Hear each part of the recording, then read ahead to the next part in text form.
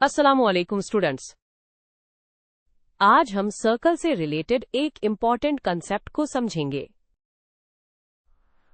हमारे पास एक सवाल है जिसमें पूछा गया है कि इस सर्कुलर रीजन को क्या कहते हैं जो 2 रेडी और इनके करस्पॉन्डिंग आर्क के दरमियान होता है। चलिए इसे स्टेप बाय स्टेप सॉल्व करते हैं। सबसे पहले हम सवाल में इस्तेमाल होने वाली टर्म्स को समझेंगे। सर्कुलर रीजन का मतलब है कि हम किसी एरिया की बात कर रहे हैं, न कि किसी लाइन की। 2 रेडी का मतलब है सर्कल के सेंटर से इसके बाउंड्री तक 2 लाइंस।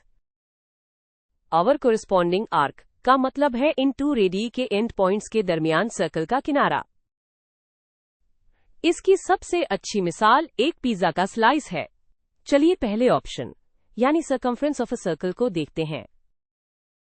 सर्कमफ्रेंस सर्कल के बाहर का पूरा घेरा होता है, यानी ये एक लेंथ या फासला है। सवाल में हम सी रीजन यानी एरिया के बारे में पूछा गया है, इसलिए ऑप्शन गलत है। अब हम ऑप्शन सी को देखते हैं, जो कि डायमीटर ऑफ अ सर्कल है।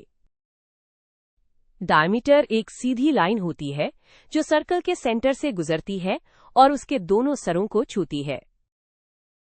ये भी एक लाइन है, रीजन नहीं, इसलिए ये ऑप्शन भी गलत है।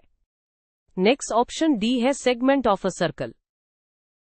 एक सेगमेंट वो रीजन होता है जो एक कॉर्ड और उसके आर्क के दरमियान हो। याद रखें, कॉर्ड सर्कल के 2 पॉइंट्स को मिलाने वाली लाइन होती है, लेकिन ये जरूरी नहीं कि सेंटर से गुजरे।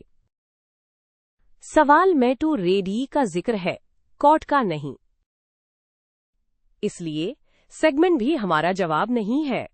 अब आखिर में हम ऑप्शन बी को देखते हैं, sector of a circle. Sector की डेफिनेशन ही यही है, वो रीजन जो 2 रेडी और उनके करस्पॉन्डिंग आर्क से मिलकर बनता है। ये डेफिनेशन बिल्कुल सवाल के मुताबिक है। हमारी पिज्जा स्लाइस की मिसाल एक सेक्टर ही है। इसका मतलब है कि ये ऑप्शन बिल्कुल सही है। तो जब हमने सवाल के डिस्क्रिप्शन को तमाम ऑप्शंस के साथ कंपेयर किया, तो हम इस नतीजे पर पहुंचे हैं कि वो रीजन जो 2 रेडी और उनके आर्क से बनता है उसे सेक्टर कहते हैं। इसलिए इस सवाल का फाइनल और करेक्ट जवाब है option B is two sector of a circle. शाबाश।